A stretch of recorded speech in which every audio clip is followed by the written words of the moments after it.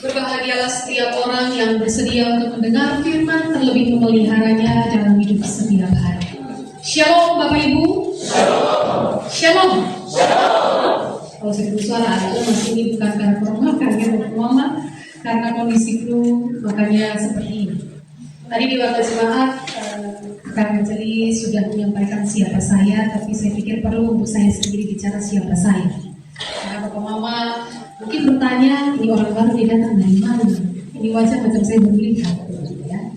Ya syukur-syukur ada yang kenal, tapi tidak kenal juga tidak apa-apa. Makanya saya mau perkenal dulu.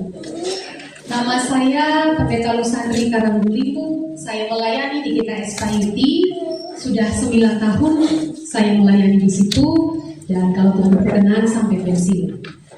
Dan saya hadir di sini Bapak Ibu dalam kerangka kami 3 klasis itu, klasis Payeti, klasis Wengapu dan klasis Kamaniru berpikir untuk saling mengunjungi satu dengan yang lain.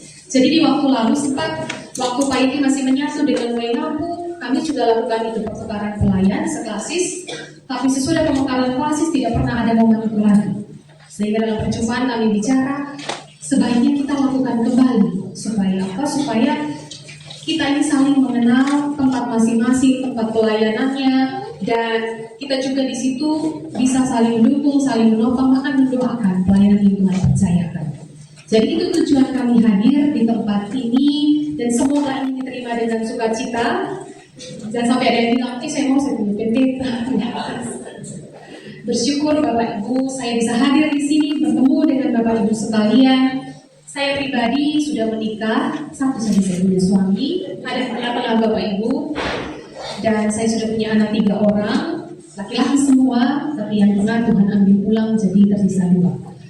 Itu sekilas tentang saya, dan mari kita kembali kepada firman Tuhan ya. Kita kembali melihat bacaan kita hari ini, Keluaran 23 ayat 1 sampai ayat 13. Tema yang diambil untuk teks ini adalah berdampak bagi bangsa, menolak hoax, suap, ketidakadilan, dan diskriminasi. Tema ini diambil Bapak Ibu karena memang masih bulan Agustus, kita masih ada dalam perayaan ulang tahun Republik Indonesia ke-81. Baru-baru saya lihat bendera masih ada di sini. Artinya kita masih ada dalam perayaan dan penghayatan akan kemerdekaan yang akan dinantikan. Kita lihat yang lalu bahwa dalam perayaan-perayaan ulang tahun negara kita ada banyak kegiatan yang dilakukan. Siapa yang ikut karnaval Bapak Ibu? Ada di sini yang ikut karnaval? Panas waktu itu, terbakar. Saya tidak ikut, tapi saya turut menonton dan turut merasakan panasnya, teriknya matahari itu. Tapi tetap bahagia kenapa? Karena ada Bapak Ibu, bahkan anak-anak yang dengan semangat jalan jauh sambil berkeringat, tapi mereka tidak mengeluh. Ya, bilang capek tapi menjalani itu dengan penuh sukacita bersama-sama dengan teman-teman dan orang-orang lainnya. Kemudian di gereja sendiri kami di Payeti tidak buat apa-apa. Jadi membahas buat perayaan hari ulang tahun negara kita kok. Ada lomba-lomba tidak? Komisi-komisi? Oh, di komisi-komisi yang ada ya. Ya?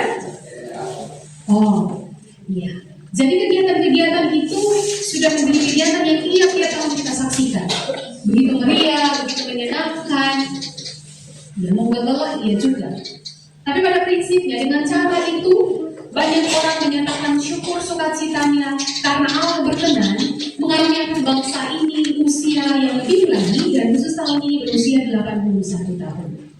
Namun kali ini kita ada dalam situasi atau tahun ini situasi yang sebetulnya tidak terlalu yang membuat kita bisa senang-senang sekali.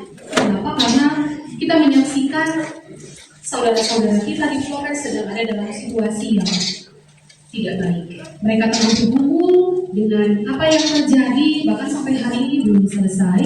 Banyak yang kehilangan orang-orang yang dikasihi, banyak yang kehilangan rumahnya, dan semua kenyamanannya tidak ada lagi. Dan ini memang menjadi hal yang tidak bisa tidak kita pikirkan, dan juga saya percaya kita yang ada di sana dan mendoakan dan sedang terus mendoakan mereka di sana. Ketika kita melihat itu seiring dengan kemerdekaan yang kita rayakan, harusnya yang kita jumpai adalah empati, ya. Rasa bahwa mereka adalah orang-orang yang patut ditolong, mereka orang-orang yang patut untuk didoakan. Tapi kita melihat juga di media-media, ternyata pemberitaannya bukan hal-hal yang menguatkan dan menghibur saja.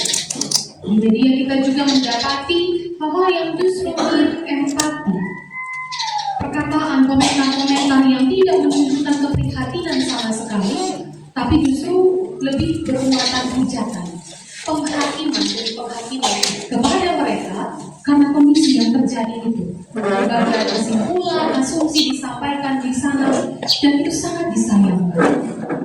Kita bilang negara kita, negara yang sudah cukup tua, banyak kemajuan, banyak perkembangan terjadi, namun nyatanya dari sisi ini perubahan itu belum terjadi. Dari masa ke masa manusia tetap ada dalam karakter yang tidak berubah.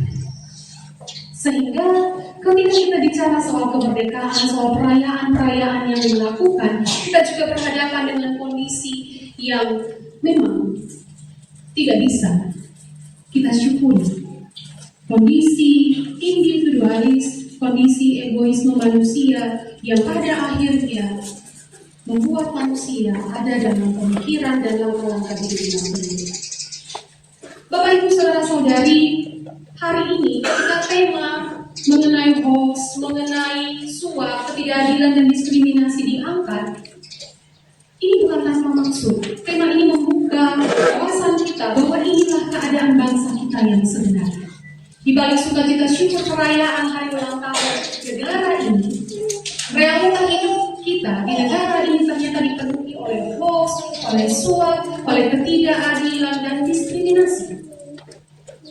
Hoax mungkin hal yang paling kita temui hari-hari. Hoax itu apa? Berita bohong, berita yang tanpa dasar. Dan dari mana kita menyimpulkan ini sering ada pada kita? Bapak Ibu sering meneruskan pesan-pesan lewat WA? Sering atau tidak? Misalnya dapat gitu ya, berita tentang apa dibaca, disuruh dibaca baik-baik, merasa menarik, merasa saya sependapat dengan itu tanpa berpikir lebih panjang, efeknya apa ketika diteruskan, berita itu benar atau tidak kita teruskan. Ini banyak terjadi. Saya juga sering menerima WA hasil terusan dari banyak orang. Dan paling banyak berita-berita yang diteruskan itu tidak bisa dipertanggungjawabkan. Ini miris Bapak Ibu. Kenapa? Karena ini bukan sesuatu yang bisa kita pandang remeh. Penyebaran informasi palsu, informasi yang tidak benar, itu membuat orang menderita. Apalagi oknum yang kita sebutkan dalam berita-berita yang kita teruskan itu. Sebelum kita menelusuri karena kita tidak bijak untuk melihat dan untuk menimbang-nimbang apa yang kita teruskan, banyak orang menjadi korban perasaan. Ada juga yang tertekan sampai-sampai tidak bisa keluar rumah saking takutnya bertemu dengan orang lain. Ada yang sampai hancur-hancurnya hidup mereka karena beritanya viral.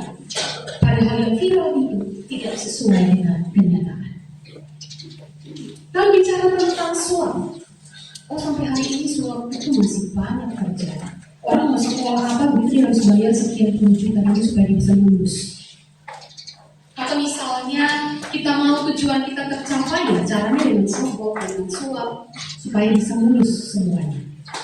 Itu masih terjadi hingga hari ini. Bukan hanya kita bilang, hanya pejabat sebagai orang yang bohong. Tidak.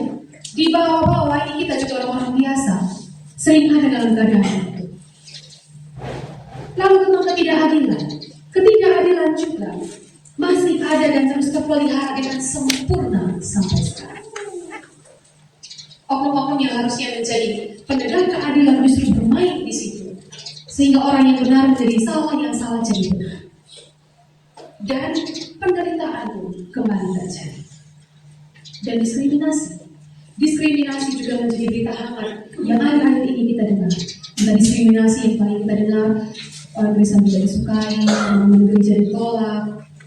Tapi sebetulnya ada bentuk-bentuk diskriminasi lain yang dalam keseharian kita itu ada. Diskriminasi dalam keluarga. Diskriminasi itu artinya lebih memilih yang satu dibanding yang lain, lebih suka yang satu dibanding yang lain. Kenapa ada orang yang sifatnya suka sekali membeda-bedakan, suka sekali mendiskriminasi? Itu kalau ditelusuri kita akan dapat akarnya. Akarnya dari mana? Dari keluarga. Ketika dalam keluarga misalnya Dibiasakan pola hidup yang mana papa mama lebih sayang anak pertama dibanding anak kedua, atau anak bungsu lebih dimanja dibanding anak kesekian, itu sudah menjadi akar diskriminasi. Sehingga pada akhirnya manusia mengembangkan itu dengan rupa-rupa, cara, bahkan dalam skala yang lebih besar. Jadi memang semuanya atau hal-hal yang disebutkan dalam tema kita ini ada dalam kehidupan yang kita jalani, dan kita bukan tidak mungkin adalah pelaku. Bapak Ibu, sebelum akhir hari ini saya dan Bapak Ibu berkata bahwa itu adalah kondisi yang memprihatinkan, ternyata di masa sebelum masa kita, sejak dulu Allah sudah menyoroti hal-hal ini. Allah sudah memperhatikan bahwa kebiasaan atau kecenderungan manusia yang salah ini, dia akan beranak pinak. Bukan hanya pada masa ketika bangsa Israel waktu itu diarahkan Allah, juga pada masa kini. Sehingga sejak awal sebetulnya Allah sudah memberikan peringatannya. Dia sudah tegaskan tentang hal-hal tersebut. Kita tahu bahwa dalam kitab Keluaran ini ada kisah tentang bagaimana bangsa Israel dibebaskan dari Mesir. Dan setelah mereka dibebaskan, mereka tidak melewati jalan yang mudah untuk sampai ke tanah Kanaan. Allah membiarkan mereka melewati padang gurun, perjalanan yang sangat sulit demi membentuk mereka sebagai umat pilihan Allah. Dan dalam proses perjalanan itulah Allah memberikan ketentuan-ketentuan untuk mereka taati dalam identitas mereka sebagai umat pilihan. Yakni Allah memberikan di atas gunung Sinai 10 hukumnya melalui Musa. Setelah Allah memberikan 10 hukum itu, Allah tidak berhenti berkata-kata, Allah memberikan penjelasan lebih banyak. Dan pada Kejadian 23 ayat 1 sampai 13, ini adalah penjabaran dari apa yang sudah dimuat dalam 10 hukum itu, terutama dalam kaitannya tentang bagaimana relasi dengan sesama. Jadi kalau 10 hukum itu kita lihat, dia bisa kita bagi dalam 2 jenis. Yang pertama, hukum 1 sampai 4 bicara tentang relasi dengan Allah, hukum ke-6 sampai hukum ke-10 itu bicara tentang relasi dengan manusia. Sehingga dalam hukum itu Allah kasih ketegasan bahwa yang penting di hadapan Allah bukan hanya menyangkut relasi manusia dengan Allah secara vertikal, tapi juga relasi manusia dengan manusia secara horizontal. Dan dalam relasi antara manusia dengan manusia inilah Allah memberikan catatan-catatan penting kepada bangsa Israel sebagai umat yang baru saja merdeka, baru saja dibebaskan dari perbudakan.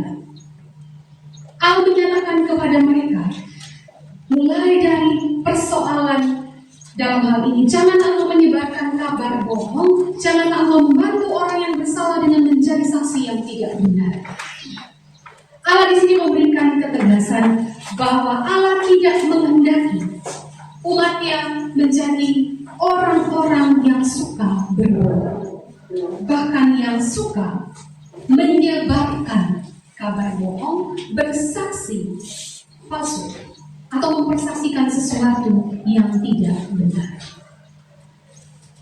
Pada zaman kehidupan bangsa Israel waktu itu, bicara soal kesaksian palsu itu dapat menyebabkan seseorang kehilangan hak, bahkan kehilangan nyawanya.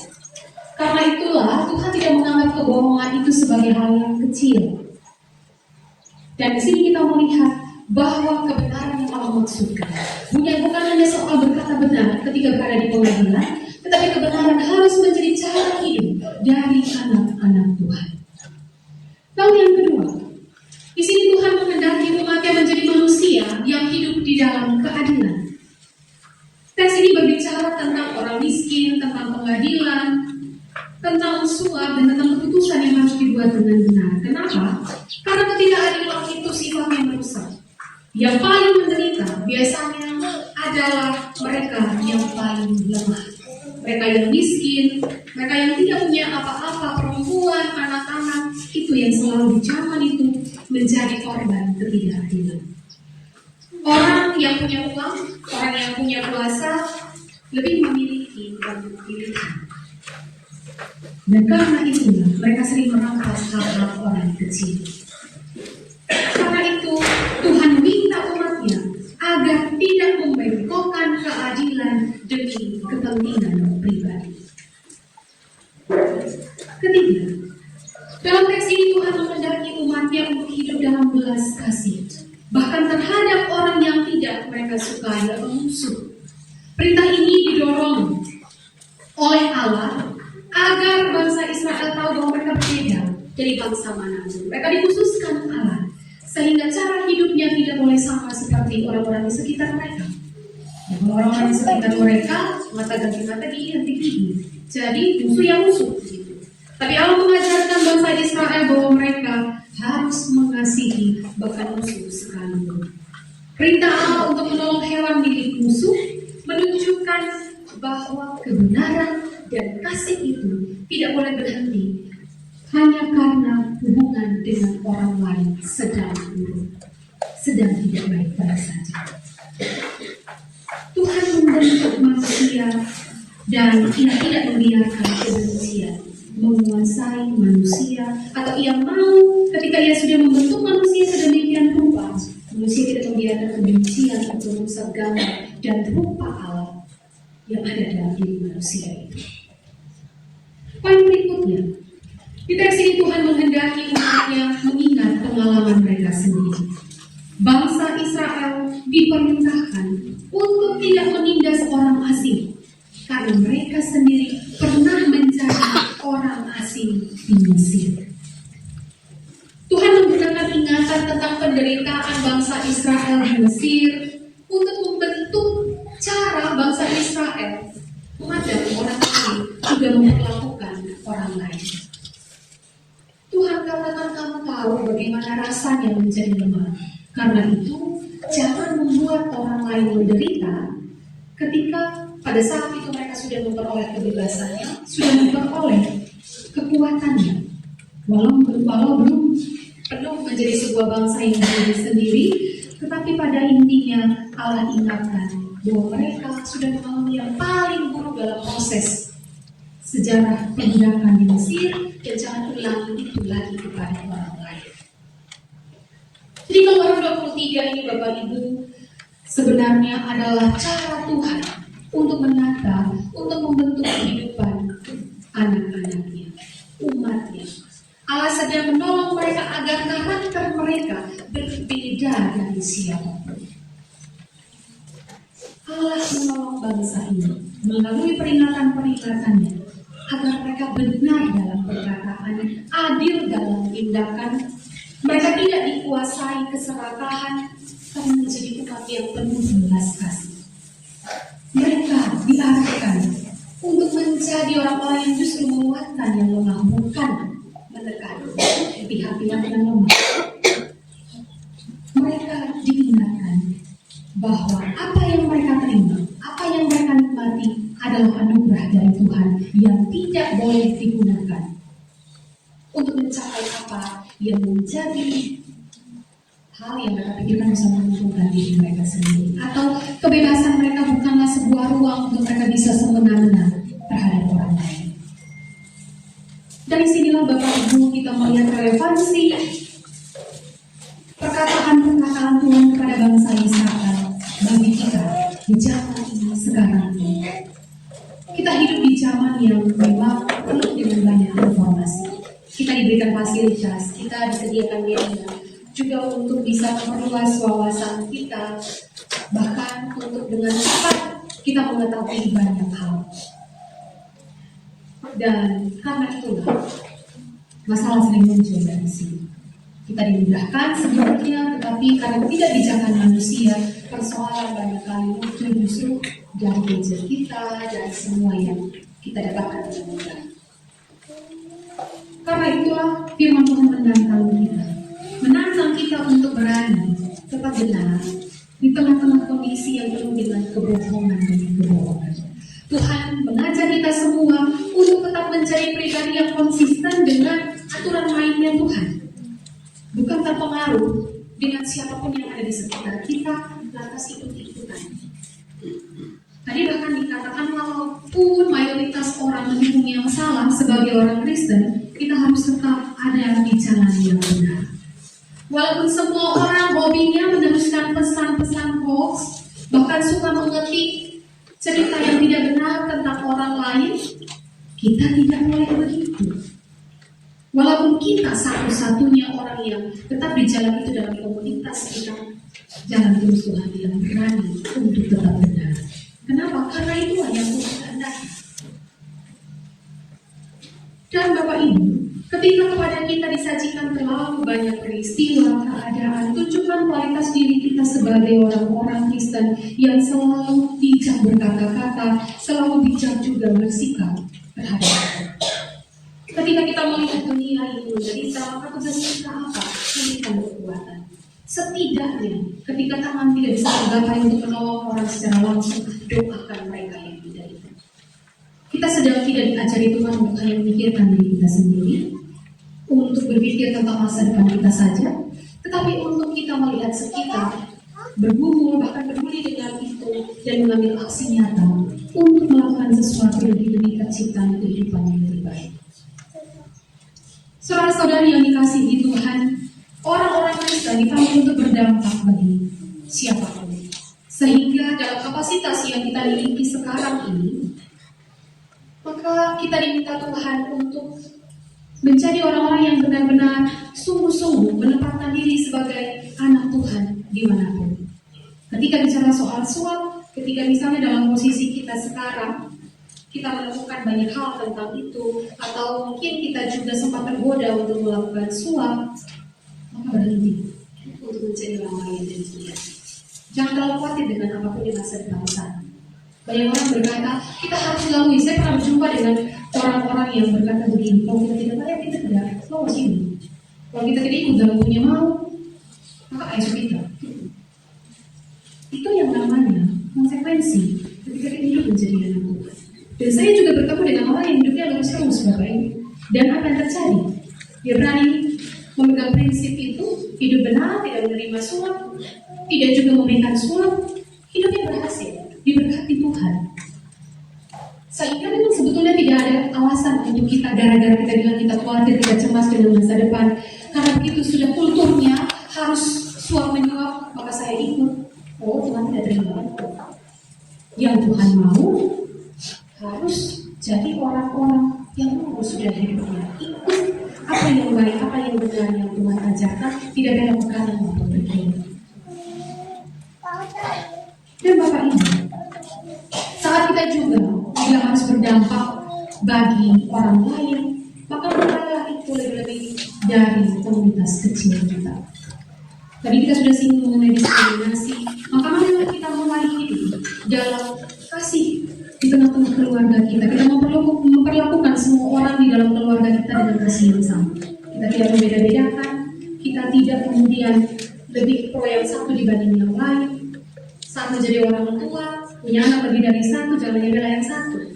Lihat dulu cerita dan lihat cerita yang satu lagi kalau misalnya mereka berkelahi.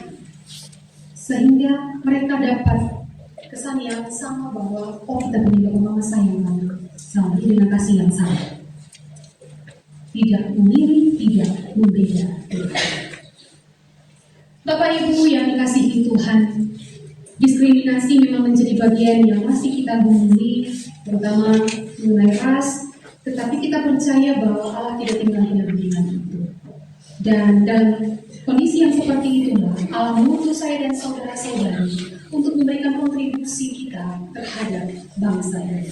Saat dikatakan dalam tema tadi, supaya kita berdampak bagi bangsa, maka kita lah yang diminta oleh Tuhan untuk menjadi orang pertama yang menolak hoax, yang menolak suap, menolak ketidakadilan, dan menolak diskriminasi. Dan penolakan itu tidak boleh hanya tertinggal dalam tuturan kita saja, di mulut saja, tapi dia harus nyata dalam tindakan-tindakan kita setiap hari. Hari ini kita menyaksikan baptisan kudus kecil telah dilaksanakan bagi anak kekasih Karmelita Brilin Anila.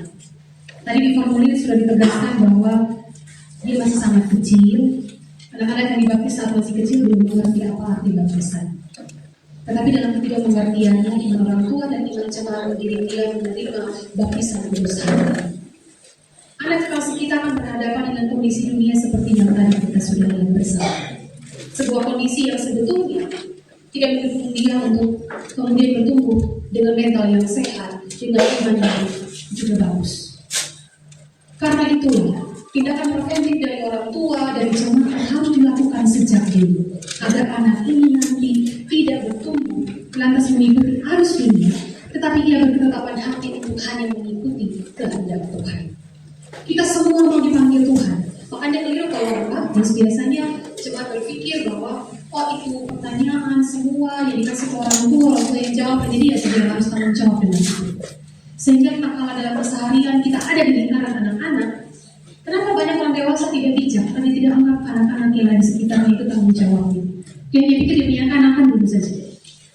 Padahal Tuhan tidak menghendaki kita seperti itu. Apalagi saat kita menyaksikan sebuah sakramaian baptisan kudus terjadi di sini bersama-sama. Tuhan katakan pada kita semua yang hadir, kita turut bertanggung jawab dengan orang tua agar anak ini telah memahami arti baptisan. Kita yang Tuhan utus ada memberi pengaruh bahwa berdampak itu pasti memberi pengaruh dan pada akhirnya menghasilkan hal-hal yang baik yang bisa dilihat dicontohi oleh anak-anak kita sehingga saat dewasa mereka menjadi pribadi yang juga sanggup menolak yang kita bilang hoax, suap, ketidakadilan, diskriminasi. Mereka akan menentang itu dengan sangat berani. Selamat untuk orang tua yang sudah bawa anak, kiranya Tuhan sendiri yang menolong Bapak Ibu untuk dapat memaksimalkan peran bertanggung jawab benar-benar dengan anak yang Tuhan berikan ini, sehingga dia bisa berkata dia percaya Tuhan Yesus sebagai Tuhan dan Juru Selamatnya. Bapak Ibu, apa yang terjadi hari ini, kondisi bangsa kita yang kita temui tidak akan pernah berubah karena kita tidak terlibat untuk mengubahnya. Jadi jangan berhenti pada tuntutan pemerintah harus ini, pemerintah harus begini. Tapi saya bilang ke diri sendiri, apa yang bisa saya lakukan agar keadaan bangsa sekarang ini tidak lagi dipenuhi oleh hoax, suap, ketidakadilan, diskriminasi, dan segala macam hal tidak baik yang masih ada. Temukan apa yang bisa kita lakukan sekecil apapun itu, dan percayalah dalam berkat Tuhan melalui kita bangsa ini akan menjadi bangsa